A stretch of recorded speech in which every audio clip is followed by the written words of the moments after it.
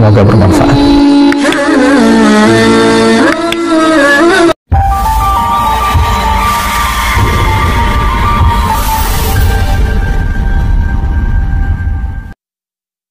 Assalamualaikum warahmatullahi wabarakatuh. Waalaikumsalam warahmatullahi wabarakatuh. Alhamdulillahirabbil alamin. Syukur bagi hari ini kita masih diberikan nikmat Allah Subhanahu wa taala untuk melaksanakan kewajiban termasuk untuk ilmu. Salawat serta salam tercurah kepada junjungan kita Nabi Muhammad sallallahu alaihi wasallam. Alhamdulillah, materi kita pada pagi hari ini sudah hadir Bapak Ustaz Dr.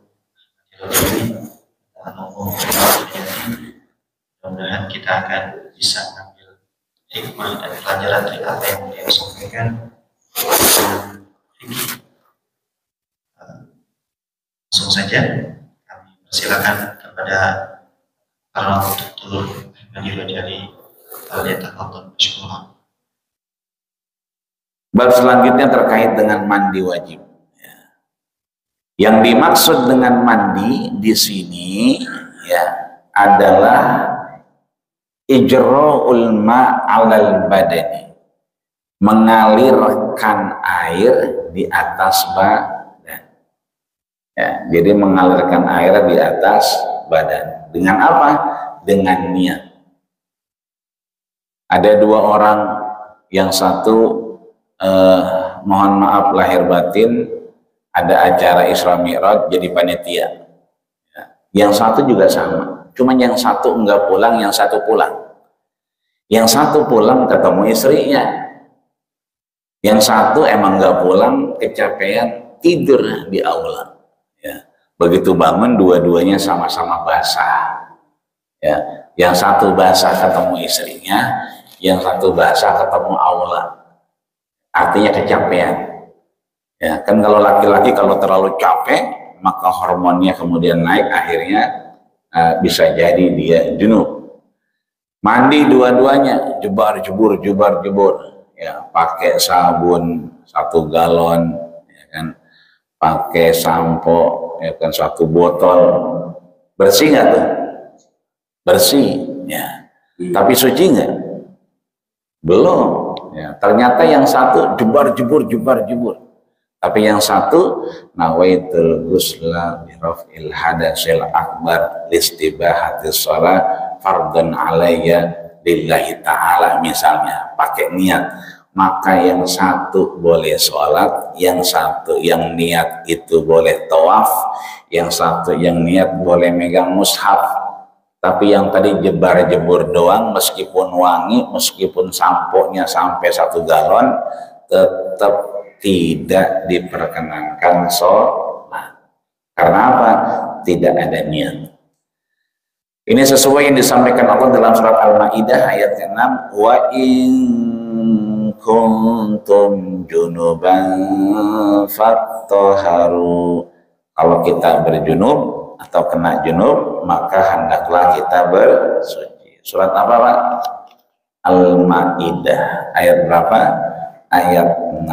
Ntar cucu kita tanya, udah mimpi belum? Lupa. Terus sudah cari indikasi bahwa dia sudah balik. Ya. Kenapa dia sudah balik? Karena menurut Imam Syafi'i, mereka yang tinggal di tempat yang panas baliknya lebih cepat. Orang Jakarta pasti lebih cepat balik ketimbang orang Bandung misalnya, atau orang Subang misalnya, karena geografisnya lebih panas. Sebab-sebab mandi, ya. Yang pertama khurujul mani, ya, bistibahati, keluarnya mani karena bersetubuh atau suami istri ketemu.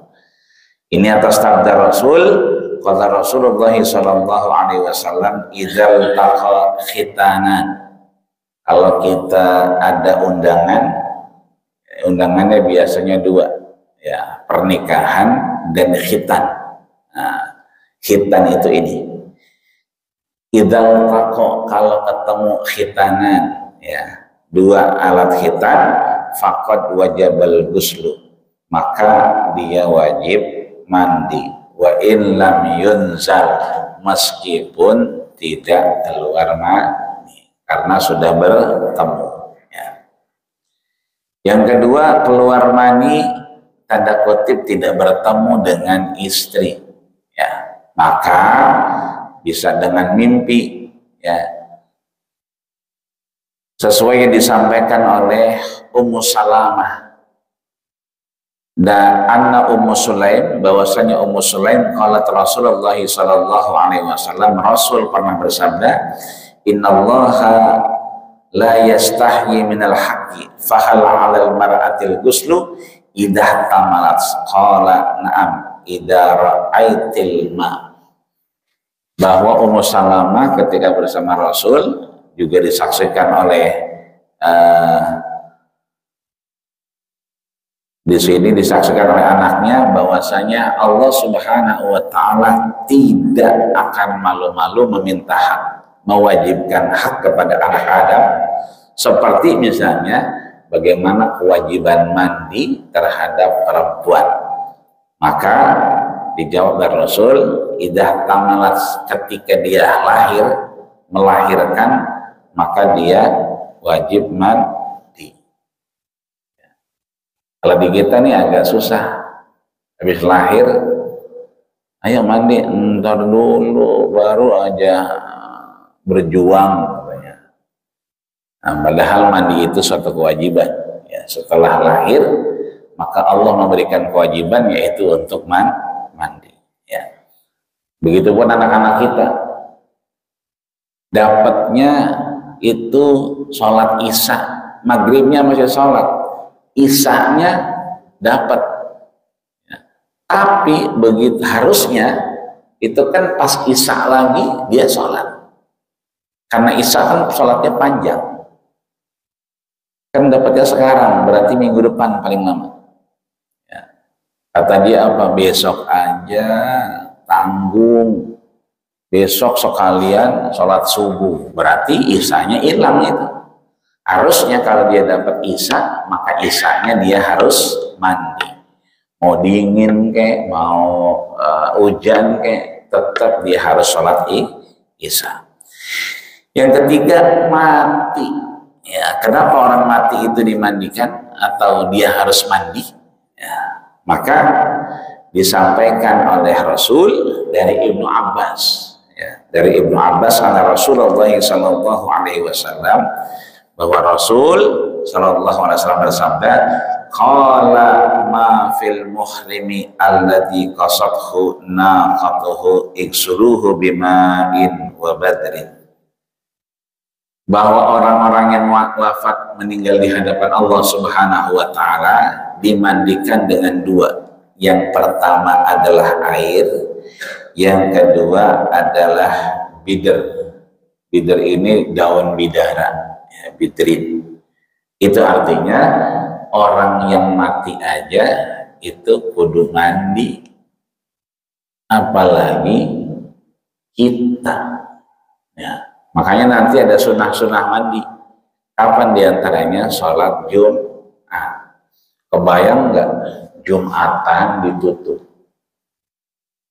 Ini berapa orang umatnya? Dalam doang ada 100 lebih nih, ya 200 lah taruh di sini. Itu 200-nya nggak pada mandi. Kebayang nggak? Pengap meskipun ada AC, kelihatannya akan beda. Maka agama memberikan solusi nanti di akhir, ya, sebaiknya kalau ada perkumpulan, kemudian ada aktivitas bahkan Jumatan, maka ada sunnah mandi. Kenapa? Orang yang wafat saja itu mandi. Ya, caranya bagaimana dimandikan? Dengan dua, dengan air dan daun bidara. Qala Nabi sallallahu alaihi wasallam fi qatli Uhud, la taghsiluhu. Nabi mengingatkan kecuali mereka yang mati syahid. Ketika ada perang Uhud, ya, Nabi mengingatkan la taghsiluhu, orang-orang yang wafat gugur di medan perang Uhud, mereka jangan dimandikan. Itu artinya mati syahid tidak dimandikan. Yang keempat, haid. Nah, ini perempuan. Apabila seorang perempuan telah berhenti dari air kotor, maksudnya haid, maka dia wajib mandi dan dapat mencampurinya dengan wangian. Rasulullah Shallallahu Alaihi Wasallam li Fatimah, Rasul memesan kepada anaknya Fatimah untuk kemudian idza aqbalatil haidatu, kalau sudah datang haid, fada'iya salah fa idza abrata faqli wa salli, kalau udah datang dia waktu haid maka dia harus mandi. Ya, untuk apa? Untuk memenuhi sholat. Dan kalau sudah sholat, ya, kalau sudah haidnya habis, maka dia kemudian bersegera untuk mengambil hak, yaitu kewajibannya mandi. Yang kelima, nifas. Ya, nifas. Yang dinamakan nifas adalah darah yang keluar, ya, dari perempuan sesudah melahirkan. Bapak-bapak mungkin kalau yang ngikutin, yang nemenin itu kelihatan, ya. Kelihatan sekali darahnya, dan darahnya agak hitam, ya.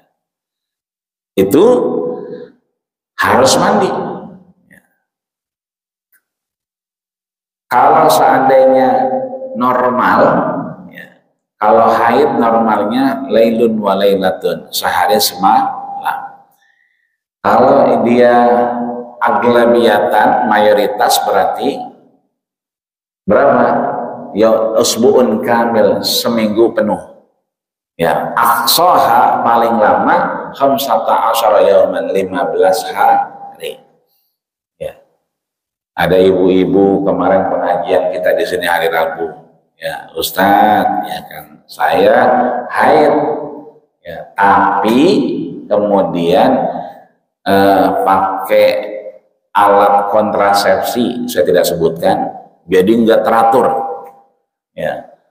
Terus bagaimana? Ya, berarti pakainya seminggu masih keluar 15 hari. 15 hari berarti istihadah. Permasalahannya suaminya yang nggak ngerti. Begitu istrinya pakai mukena, alhamdulillah, mukena dipakai lagi tuh. Itu suaminya udah nungguin aja.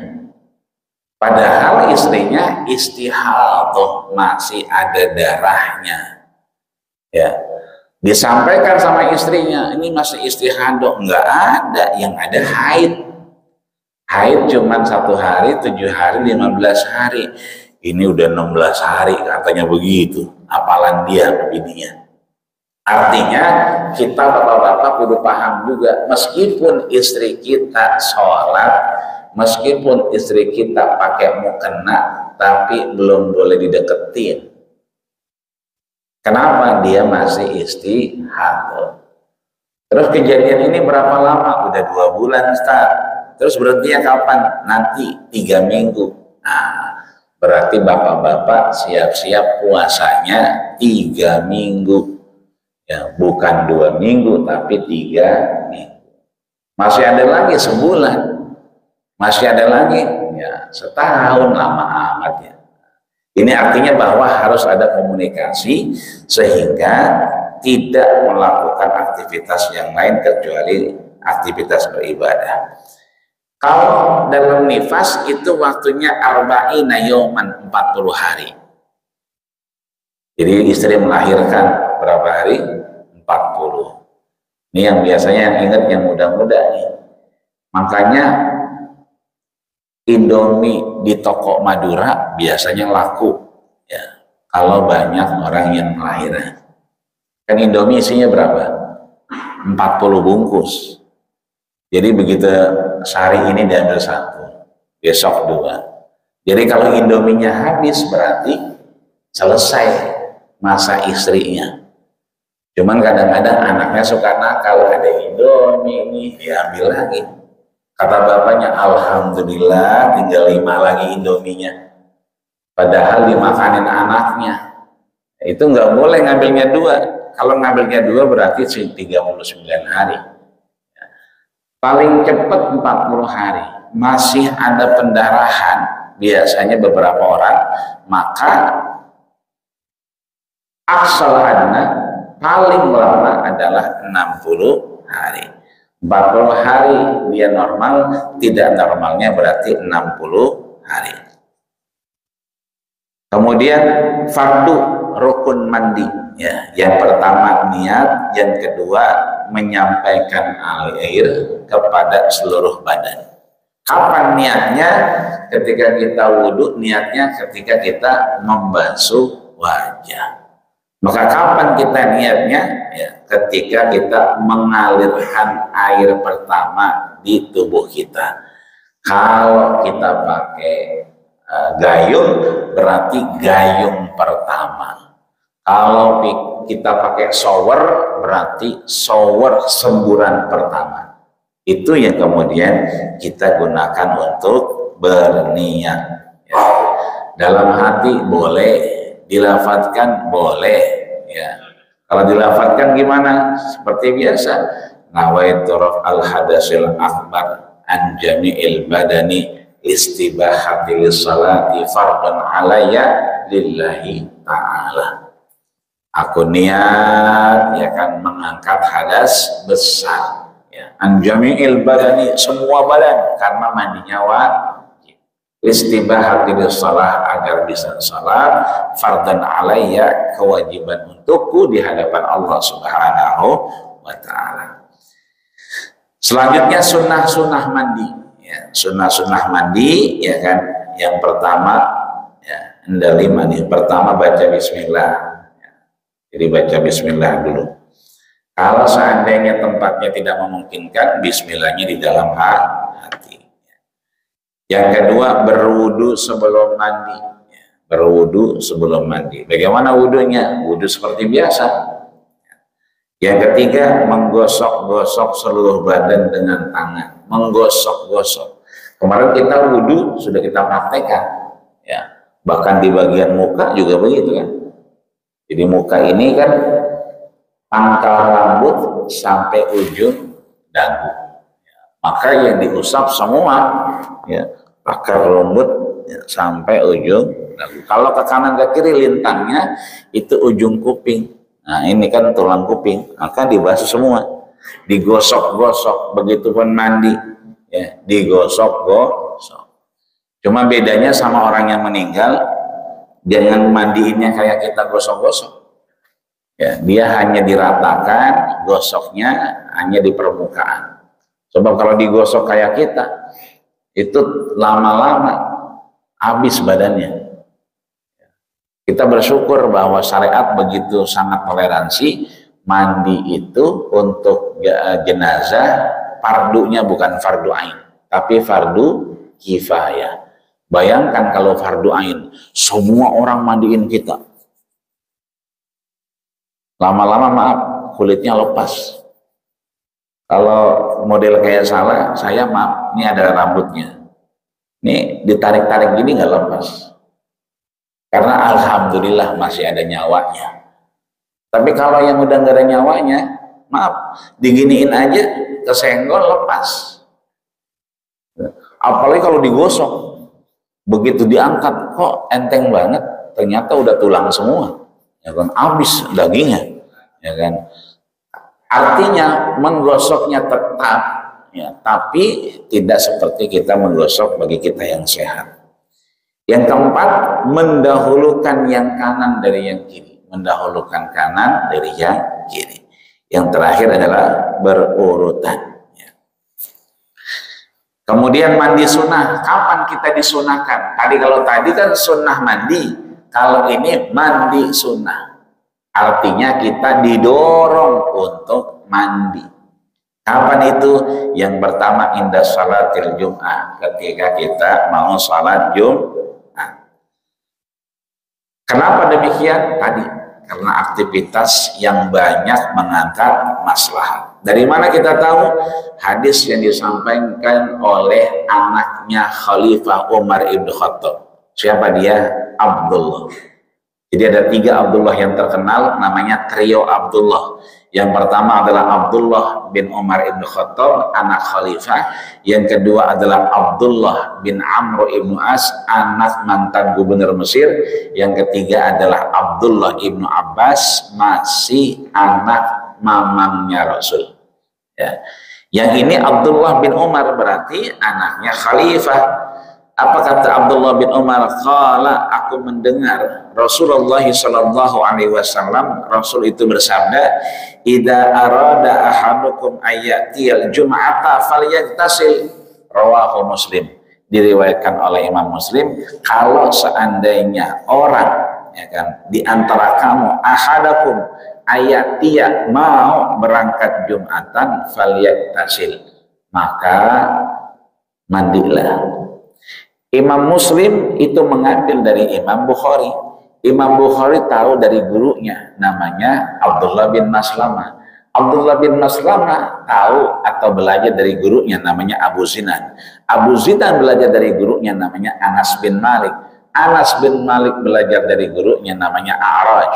A'raj belajar dari gurunya, namanya Abdurrahman bin Sakhar ad-Dausi. Abdurrahman bin Sakhar ad-Dausi belajar dari gurunya, namanya Sayyidina wa Maulana Muhammadin sallallahu alaihi wasallam. Itu artinya bahwa didorong untuk kita melakukan aktivitas mandi di Jumat, ya.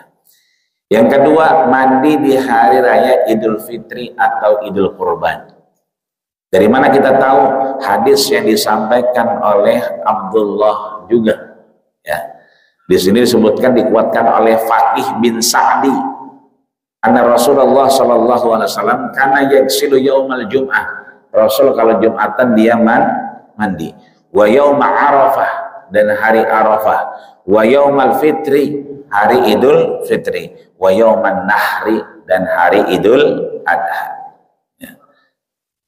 Yang ketiga, mandi orang gila. Kemarin viral tuh, ya. Ada orang gila bisa ngomong 8 bahasa. Arab, Inggris, kemudian Mandarin, kemudian bahasa Perancis, apalagi tuh 3 lagi. Ada 8 bahasa. Ya. Kemudian maaf, ya alhamdulillah rapi, kemudian berjilbab rapi. Memang, tapi kalau lagi sendirian, ya begitu. Barusan saya ketemu Imam Syafi'i, diajarkan matematik. Nah, itu yang agak repot kadang-kadang. Jadi ketemu Imam Syafi'i, diajarkan matematik, rumus fisika, dan seterusnya. Itu yang kemudian membuat beliau masih dalam pengawasan. Nah, secara penampilan seperti biasa kita, secara komunikasi seperti kita biasa. Hanya saja waktu-waktu tertentu beliau merasa didatangi oleh Imam Syafi'i, belajar fisika dan yang lain. Nah, kondisi ini kalau beliau sudah normal, maka dia dimandi. Ya. Mandi karena apa? Selesai daripada kegilaannya. Kita kadang-kadang pingsan, ya, nggak sadar diri, juga sebaiknya mandi. Ya. Yang keempat, mandi tatkala hendak ihram. Ya. Kalau mau umroh, itu kan mandi dulu. Kalau dari sini berangkat ke Bandara Soekarno-Hatta, terus ya kan naik kemana? Ke Bandara Muhammad bin Salman misalnya di Madinah, sampai terus ke Nabawi, kemudian di hotel, begitu sampai 4 hari, ya berangkat ke Bir Ali. Mandinya di mana? Di hotel. Mandi di hotel, kemudian ngambil mikotnya di Bir Ali. Dan rata-rata kita mandi, ya. Sebab kalau mandinya di Bir Ali repot, padat dan antri, yang ada ketinggalan, ya. Maka banyak jamaah justru memilih naik mobil ketimbang naik kereta cepat, karena praktis mungkin, ya. Duduk, sudah sistem yang mengatur. Turun dari hotel, duduk sampai Mekah. Kalau naik kereta itu jalan lagi, masuk lagi, buka lagi. Belum kalau mau ke kamar mandi dan seterusnya. Itu artinya mandi itu menjadi satu hal yang harus kita lakukan. Mandi sehabis memandikan mayat. Ya, setelah memandikan mayat kita memandikan, kan biasa suka diajak, ayo keluarga atau siapa memandikan, maka setelah kita memandikan kita sebaiknya mandi. Dari mana kita tahu mandi?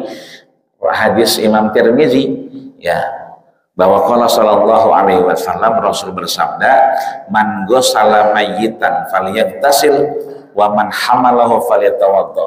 Ya, siapa yang kemudian dia memandikan, ya, atau kemudian dia ikut serta memandikan, maka sebaiknya dia mandi. Yang keenam, mandi setelah orang memeluk Islam. Ada teman mau bersahadat, ya, satu kantor misalnya, awalnya cuma senang aja. Senang apa? Senang kalau orang baca Quran. Ngerti enggak, tahu enggak, senang aja. Ada orang senang, ya, kok kalau pakai jilbab nggak digangguin orang, katanya. Akhirnya dia pakai jilbab, senang aja, alhamdulillah nggak digangguin orang.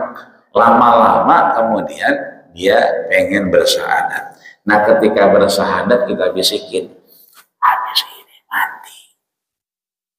Habis sahadat mandi. Kata dia, saya udah mandi. Berarti jawabannya apa? Mandi lagi. Artinya suruh mandi, ya, saya udah mandi, ya mandi lagi maksudnya. Setelah kita bersahadat. Ini disampaikan oleh Ummu Qais, ya, dan hadis Ibnu Majah bahwasanya Rasulullah Shallallahu Alaihi Wasallam ada namanya Qais bin Asim, ya, anahu aslama, dia masuk Islam. Fa'amaran Nabi Shallallahu Alaihi Wasallam, Nabi menyuruhnya untuk ngapain? Mandi ayat sila bima'in wa bidrin, untuk mandi setelah dia bersyahadat. Yang syahadat namanya Qais bin Asim, dan Nabi menyuruhnya untuk bersyahadat. Ya. Ini mungkin yang dapat kita bahas pagi hari ini. Ya. Jika nanti ada yang ditanyakan silakan, dan syukur alhamdulillah kita sampai kepada nanti bab tayamum. Saya tambahkan sedikit, tadi yang tidak boleh sholat zuhurnya 5 jam lagi, tapi wudhunya sekarang, tanda kutip wudhunya bukan dengan air, tapi wudhunya dengan selain air, tayamum misalnya, maka tayamumnya sah apa enggak? Ya, tayamumnya tidak sah. Kenapa? Karena belum masuk waktu. Tapi kalau air kapan saja, ya, itu boleh. Makanya kita didorong untuk dawamul wudu, untuk terus menjaga wudu kita di hadapan Allah Subhanahu wa Ta'ala. Ini mungkin yang dapat kami sampaikan, kurang lebihnya mohon maaf. Jika ada yang ditanyakan silakan. Allahu bima fihi min amrihi rabbih, Allahu musta'an, ilaihi bisabil haq, astaghfirullah khairat, Allahul muwaffiq ila aqwamit thoriq. Assalamualaikum warahmatullahi wabarakatuh. Pas benar ya, alhamdulillah. Ada yang ditanya? Ustaz. Apa? Assalamualaikum warahmatullahi wabarakatuh. Waalaikumsalam. Di wudu Ustaz, ukurannya kamar mandi seperti apa, ada ukurannya berapa? Seperti kalau makan bahasa Bismillah di dalam wudu, kita mau wudu ya, buat kita membaca Bismillah, kan ukurannya kamar mandi itu seperti apa? Ya. Assalamualaikum warahmatullahi wabarakatuh. Waalaikumsalam. Ya. Kalau ukuran kontrakan model-model ya. Ya, ada kontrakan seabrek-abrek. Ya. Jadi kalau Bapak kalau jalan dari rumah, pintu depan, pintu belakang berapa menit? Pernah nggak ngitung berapa lama masuk pintu depan, pintu belakang? Pernah ngitung? Ya, saya pernah ngitung tuh 5 menit. tapi bukan rumah saya. Ya, rumahnya SBY 5 menit, gambreng rumahnya. Ya, waktu itu ada deklarasi santri nasional. Jadi rumahnya itu 5 menit. Nah, kalau rumah kita palingan 3 detik, 4 detik, 5, paling lama 10 detik kali jalan. Karena rumah kita kan SSSSS bener. Ya. Suka tidak suka, mau tidak mau, ya mungkin kamar mandinya ya yang jadi masalah. Ya kan? Kalau konstruksi sekarang, ya syukur alhamdulillah, ya biasanya kalau kontrakannya baru atau rumah baru itu banyak diskusinya terkait kamar mandi, ya menghadap mana, kiblat di mana, biasanya banyak diskusinya. Yang sulit itu kalau kita beli sama orang atau punya orang yang sudah jadi kita pakai, itu yang repot kadang-kadang. Tapi biasanya selalu ada komunikasi. Contoh diantaranya adalah kamar mandi. Maka kamar mandi kita ini, ya kan, biasanya berbarengan antara keran dengan yang lainnya. Ya. Maka bagaimana caranya? Kalau hanya wudhu aja, ya, maka kita bisa pakai yang lain. Contoh misalnya di depan ada keran, wudhunya di depan. Seandainya, ya kan. Ada wastafel seandainya, ya. Atau mungkin hujan, ya, sambil menikmati hujan, ya kan boleh kita wudhu pakai air hujan. Tapi jangan sampai memberatkan. Depan nggak ada keran, hujan nggak ada, ya kan. Di dalam itu segitu-gitu doangan. Ya. Bagaimana cara baca bismillahnya? Innal kalama la fil fuadi wa inna maju'ilal lisanu 'alal fuadi dalila. Ya, kita gunakan dalam hati. Sesungguhnya perkataan kita itu adanya dalam hati. Wa inna maju'ilal lisan, Allah ciptakan lidah ini lil fuadi dalila, untuk menerjemahkan apa yang ada di dalam hati kita. Jadi cukup dalam hati saja. Ya, artinya kita mengikhlaskan semua, ya, terkait apa yang kita lakukan dengan cara kita betul-betul berniat. Maka kalau bisa masuk pada intinya. Bahkan di beberapa tempat itu sholatnya di kamar mandi. Sholatnya di kamar mandi. Satu, mungkin keadaan pekerjaan yang tidak diperbolehkan untuk melakukan aktivitas keagamaan, akhirnya pelariannya di kamar mandi. Tapi kamar mandi tempatnya biasanya nggak kayak kamar mandi kita, ya, kering, ya kan? Kalau basah repot juga, basah-basahan, ya kan? Artinya mengukurnya itu adalah dengan kemaslahatan, ya. Kalau itu maslahat layak silakan. Contoh yang sudah kita bahas tempoh hari, ada hadis hukmi, ada hadis aini, ada hadas yang najis kelihatan, ada najis yang tidak kelihatan. Kita lihat kucing itu, maaf di rumah kita, ya kan, karpetnya baru, ya kan, terus tiba-tiba itu kucing angkat kaki, berarti ngapain? Nah, kencing kan, ya, nggak ada urusan sama karpet yang baru, nggak ada urusan sama yang lain. Kita tahu, oh, di situ kelihatan nggak kelihatan. Baunya juga mungkin belum karena baru, ya kan? Tapi kita meyakini itu najis, maka yang itu tidak boleh kita pakai buat sujud. Nah, itu artinya kelayakan kita. Maka lagi-lagi membacanya adalah innal kalama la fil fuad, di dalam hati kita. Begitu kira-kira namanya. Nah, terima kasih. Kalau tidak ada, mari kita tutup dengan doa. Mudah-mudahan Allah sehatkan badan kita, Allah terus bimbing kita untuk terus beribadah ke hadapannya, dan mudah-mudahan ada kemanfaatan dalam diri kita. Subuh kita ini dipersaksikan oleh seluruh malaikat. Subuh kita ini yang didorong oleh Allah Subhanahu wa Ta'ala.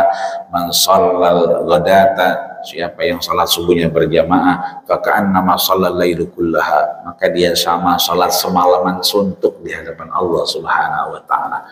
Apalagi hujan, dingin, mudah-mudahan Allah berikan kita kesehatan dan kemanfaatan. Astaghfirullahaladzim, astaghfirullahaladzim, lakal hamdu ya karim ya maulana ya ma'bud. Allahumma salli ala sayyidina Muhammad wa ala ali Muhammad walhamdulillahi rabbil alamin. Allahumma ja'li Allah jam'ana hadha jam'an marhuma wa min ba'dihi tafarruqan ma'suma ya Allah ya rabbal alamin. Ya Allah, jadikanlah kajian kami, subuh kami di Masjid Al-Muhsinin ini kajian pengajian yang memberikan kami kenikmatan dan menghilangkan kesia-siaan darimu ya Allah ya Rabbal Alamin. Ya Allah ya Rabbana, jadikanlah, gugurkanlah dosa dan kesalahan kami, dan janganlah kamu jadikan mahruma sesuatu yang sia-sia di hadapanmu ya Allah ya Rabbal Alamin. Ya Allah biha ya Allah biha ya Allah bi husnul khatimah. Ya Allah, tutuplah segala amal kami dengan husnul khatimah. Rabbana taqabbal minna innaka antas samiul alim wa tub alaina innaka antat tawwabur rahim. Sallallahu alaihi wasallam Muhammad wa ala alihi wasallam. Subhana rabbika rabbil izzati amma yasifun wa salamun alal mursalin walhamdulillahi rabbil alamin. Kita tutup dengan doa kafaratul majlis. Subhanakallahumma wa bihamdika asyhadu an la ilaha illa anta astaghfiruka wa atubu ilaik. Terima kasih atas segala perhatian. Mohon maaf segala kekurangan.